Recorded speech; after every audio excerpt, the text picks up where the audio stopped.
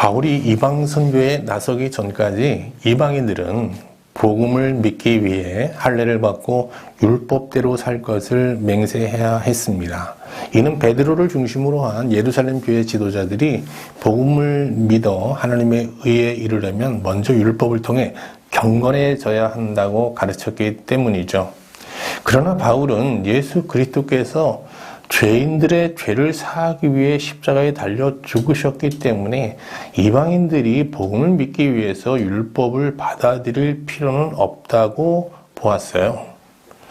그렇다고 바울이 어떤 율법을 무가치한 것으로 여긴 것은 아닙니다. 신자가 복음을 믿을 때 받는 그 은혜라는 것은 죄에 대한 각성의 깊이에 비례하거든요. 그러니까 신자의 죄와 죄성을 장악해야 하는 수단은 양심과 율법입니다. 율법의 속뜻을 올바로 해석하여 받아들인 자는 양심을 통해 자기 죄를 장악한 사람에 비해 훨씬 더 자기를 깊이 성찰하면서 자기 죄성을 더 깊이 장악하게 되는 것이죠. 이런 면에서 볼 때 율법은 유용한 겁니다. 로마서 5장 20절 말씀 볼까요? 율법이 들어온 것은 범죄를 더하게 하려 함이라. 그러나 죄가 더한 곳에 은혜가 더욱 넘쳤나니. 그런데 죄가 더한 곳에 은혜가 넘친다는 이 바울의 이 말은 항상 많은 오해를 불러일으켰습니다. 어떤 이들은 바울의 이런 주장에 대해서 그러면 은혜를 받기 위해 고의적으로 죄를 범해야 한다는 말이냐고 하면서 이제 비난하였죠. 바울도 이 사실을 잘 알고 있었습니다. 그는 이 비판적인 질문을 자기 스스로에게 던지면서 이제 자문자답하는데요. 로마서 6장 1절 2절 말씀 볼까요? 그런즉 우리가 무슨 말을 하리요? 은혜를 더하게 하려고 죄에 거하겠느냐? 그럴 수 없느니라. 죄에 대하여 죽은 우리가 어찌 그 가운데 더 살리요. 바울은 은혜를 더하기 위해 고의적으로 죄를 범해야 하냐는 이 질문에 결코 그럴 수 없다라고 대답합니다. 그러면서 바울은 로마서 6장 3절 이하에서 신자가 죄 가운데 살 수 없는 이유를 세례를 통해 설명해 나갑니다. 세례는 본시 침례죠. 침례가 맞죠. 침례는 신자가 복음을 믿음으로 아담과 연합되어 있던 자신을 장사 지내고 새 아담 예수 그리스도와 연합하여 다시 태어나는 과정을 시각화한 의식입니다. 자, 갈라디아서 3장 27절 말씀 볼까요? 누구든지 그리스도와 합하기 위하여 세례를 받는 자는 침례를 받은 자는 그리스도로 옷 입었느니라. 그러니까 세례라는 게 뭐예요? 아담의 생명으로 살았던 자기를 죽이고 예수의 생명, 새 생명이죠. 그것을 받은 새 존재로 거듭나는 이 과정을 시각적으로 보여주는 거예요. 이 세례 의식은 물에 들어가는 행위와 물에 잠기는 행위, 그리고 물에서 일으킴을 받는 세 가지 행위로 구성되어 있습니다. 오늘 저는 여러분과 함께 세례를 구성하는 이 세 행위를 차례로 이제 살펴보고 그 안에서 세례를 받은 신자가 더 이상 죄 가운데 살 수 없는 이유를 찾아보며 하나님의 은혜를 나누고자 합니다. 자, 먼저 침례의 물에 들어가는 행위부터 한번 살펴보도록 하겠습니다. 이 신자가 이제 침례를 받을 때 물속에 들어가는데요. 이 물속에 들어가는 이 행위는 죽음을 뜻하는 겁니다. 사람은 사람뿐 아니라 모든 피조물은 다 죽죠. 죽음을 맞게 되는데 사람을 제외한 다른 피조물들은 죽음을 자연스럽게 받아들이지만 사람은 죽음을 자연스럽게 받아들이지 못하고 두려워합니다. 이는 죽음 자체를 두려워하는 것이 아니라 죽음 뒤에 있을 절대자의 어떤 심판을 두려워하는 것이죠. 그러니까 사람이 맞게 될 마지막을 훤히 내다보시는 예수님은 모든 사람이 받게 될 하나님의 심판, 절대자의 심판을 십자가를 통해 말씀하셨어요. 로마는 극한 죄인에게 십자가형을 언도했습니다. 십자가형은 모든 사람을 두려워 떨게 하는 정말 극악무도한 형벌입니다. 그런데 예수 그리스도는 모든 사람을 대신하여 십자가에 달려 죽으시면서 모든 사람은 하나님 앞에 십자가에 달려 죽는 심판을 받게 된다라고 이제 폭로하신 거죠. 그런데 예수님은 모든 사람이 받아야 될 이 십자가, 즉 하나님의 이 심판을, 극악한 심판을 대신 받으신 거예요. 그래서 십자가에 달려 죽으신 것이거든요.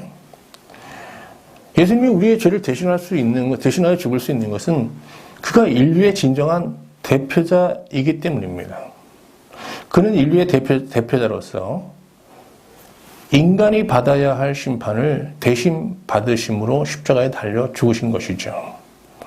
고린도후서 5장 14절 말씀 보겠습니다. 그리스도의 사랑이 우리를 강권하시는도다. 우리가 생각하건대 한 사람이 모든 사람을 대신하여 죽었은즉 모든 사람이 죽은 것이라. 이처럼 예수 그리스도는 자기를 믿는 모든 신자를 십자가로 이끌어 그들을 죽이십니다. 요한복음 13장 32절 33절 말씀을 좀 볼게요. 내가 땅에서 들리면 모든 사람을 내게로 이끌겠노라 하시니 이렇게 말씀하시면 자기가 어떠한 죽음으로 죽을 것을 보이심이로라. 예수님께서는 십자가에서 이렇게 죽으셨는데요. 자기를 믿는 자를 이 십자가로 다 이끄시는 겁니다. 그래서 우리를 죽이시는 거거든요. 근데 우리를 죽인다는 게 우리를 파멸시키는 죽음을 말하는 게 아니라요. 우리를 거듭나게 죽고 다시 태어나게 하기 위해서 우리를 십자가로 이끄시는 거죠.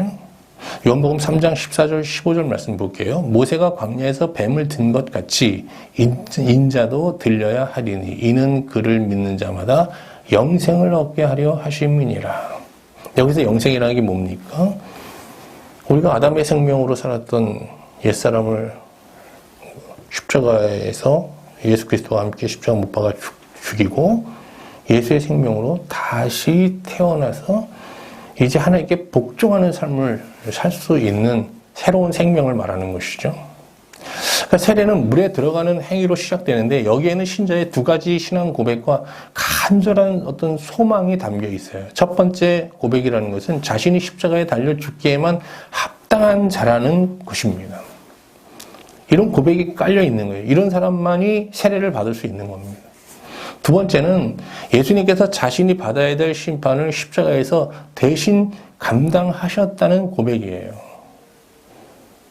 그리고 이 행위에 담긴 이 소망은 아담의 생명으로 살았던 자신을 십자가에 못 박고 정말 예수의 생명으로 다시 태어나기를 간절히 바라는 것입니다.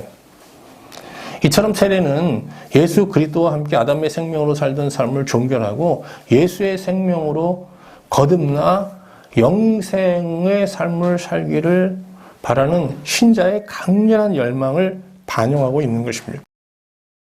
로마서 6장 3절 말씀 볼게요.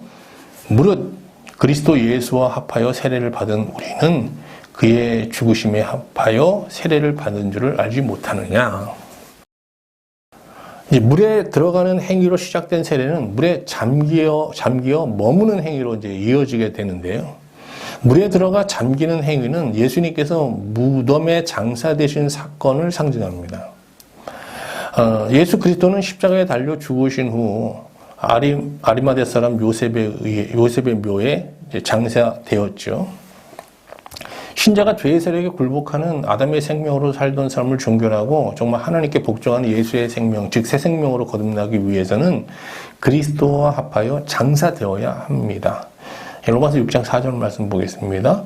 그러므로 우리가 그의 죽으심과 합하여 세례를 받음으로 그와 함께 장사되었나니 이는 아버지의 영광으로 말미암아 그리스도를 죽은 자 가운데서 살리심과 같이 우리로 또한 새 생명 가운데서 행하게 하려 하심이라.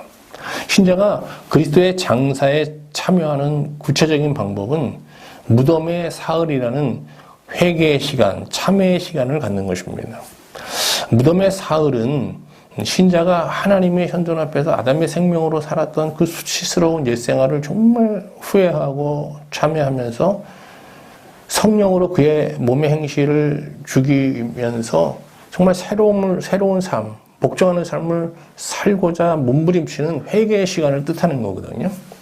예수님께서는 여러 표적을 행하시면서 자신이 하나님께서 보내신 메시아임을 증거하시면서 이제 복음을 전하셨잖아요. 그러나 바리새인과 서기관들은 이때마다 더 큰 하늘의 표적을 구하면서 예수님을 메시아로 인정하지 않았습니다. 이에 예수님은 그들에게 마지막으로 보여줄 표적으로 요나의 표적을 제시하셨어요. 마태복음 12장 40절 말씀 볼까요? 요나가 밤낮 사흘 동안 큰 물고기 뱃속에 있었던 것 같이 인자도 밤낮 사흘 동안 땅속에 있으리라. 예수님은 요나가 물고기 뱃속에 사흘간 머문 것과 같이 십자가에 죽으시고 사흘간 무덤에 머무셨어요. 하나님께서 무덤에 장사되신 예수님을 사흘 만에 다시 살리셨고요. 하나님께서는 이는 신자가 요나처럼 세상과 차단된 골방에서 철저히 불순종의 삶을 회개할 때 그를 예수의 생명으로 거듭나게 하시겠다는 이게 하나님의 약속인 거거든요. 인간의 무덤은 모든 것을 없음으로 만드는 정말 절망의 어떤 정점이지만 예수님의 무덤은 불순종의 삶을 종결하고 순종의 삶을 시작해 하는 정말 희망, 진정한 소망의 출발점이 되는 것입니다. 신자가 세상과 차단된 골방에 들어가 존재 회개로 하나님의 긍휼을 구하는 이 시간은 예수님의 무덤에 참여하는 무덤의 사흘이라는 시간의 의미를 갖거든요.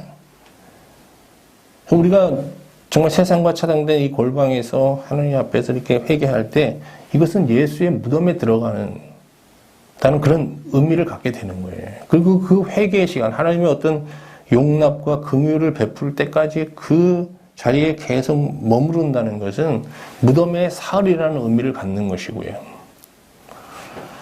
근데 신자는 예수님의 장사에 참여하여 이 무덤의 사흘이라는 회개의 시간을 보낼 때 요나처럼 말이죠. 요나가 불순종의 요나가 물고기 뱃속에 사흘 동안 있다가 그 존재가 거듭나서 니느웨에 들어가서 이제 순종하는 삶을 살게 되잖아요. 이런 요나처럼 말이죠. 그 존재가 거듭나는 은혜를 입게 되는 것입니다. 고린도서 2장 12절 말씀 보겠습니다. 너희가 세례로 침례로 그리스도와 함께 장사되고 또 죽은 자들 가운데서 그를 일으키신 하나님의 역사를 믿음으로 말미암아 그 안에서 함께 일으킴을 받았느니라. 그렇습니다. 우리가 이 복음을 진정 믿고 이 복음에 입각해서 정말 예수 그리스도와 함께 자신을 십자가에 못 박고 장사 지내면서 철저한 회개로 새 생명의 살기를 소망하며 하나님 앞에 매달릴 때 하나님께서 우리를 새 존재로 거듭나게 하셔서 우리를 일으키신다는 거예요. 예수님이 무덤 가운데서 3일 만에 다시 살아나신 것처럼 말이죠. 그래서 세례는 물에서 일으킴을 받는 행위로 이제 완성되게 됩니다. 죄에 굴복하는 아담의 생명은 무덤을 이길 수 없습니다. 무덤, 즉 죽음을 이기지 못합니다. 영원히 그 무덤에 갇혀 있게 되는 것이죠. 그러나 그 어떤 무덤도 예수님의 생명을 가두지는 못합니다. 예수님은 장태된 지 사흘 만에 무덤에서 일어나셨는데요. 이는 그가 죄와 사망의 세력을 이기시고 승리하셨음을 뜻하는 겁니다. 복음을 헬라어로 유앙겔리온이라고 하는데요. 이는 전투 중에 사용되는 전쟁 용어입니다. 전쟁에서 승리하게 되면 왕은 이 승리의 소식을 빨리 전하기 위해서 전령을 보내거든요. 그래서 전령이 백성들에게 알리는 왕의 승리의 소식이 바로 유앙겔리온입니다. 이게 일종의 승전보를 말하는 거죠.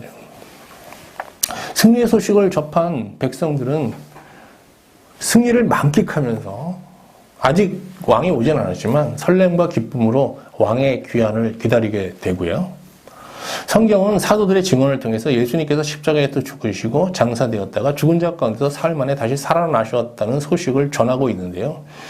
이는 죄와 사망의 세력 아래서 정말 종노릇하며 우리에게 살고 있는 우리에게 들려주시는 하나님의 승전보거든요. 하나님이 들려주시는 승전보예요. 복음인 거예요. 유앙겔리온인 거죠. 이 복음을 믿는 자들은 세례를 받게 되는데 세례를 받은 신자는 이제 죄의 통치를 거부하고 하나님의 의로운 통치를 기뻐하면서 이 죄의 세력에 항거하는 용기 있는 삶을 이제 살아가게 되는 것입니다. 지금까지 세례를 받은 신자가 죄의 세력에 굴복하며 살 수 없는 이유를 살펴보았습니다. 첫사람 아담은 하나님의 통치에서 벗어나 스스로 살기를 원하여 이제 범죄하지 않습니까? 물론 이게 사탄에게 미혹된 거죠. 그러면서 그는 스스로 살고자 했지만 스스로 살지 못하고요. 죄의 통치 아래 살게 되었습니다. 사탄은 인간에게 하나님의 통치를 벗어나 스스로 하나님처럼 살라고 유혹하지 하나님의 통치를 벗어나 죄와 사망의 통치 아래 살라고 유혹하지 않습니다. 그런데 하나님의 통치를 벗어나 스스로 하나님처럼 살라고 하는 이 사탄의 유혹은요, 거짓입니다. 왜?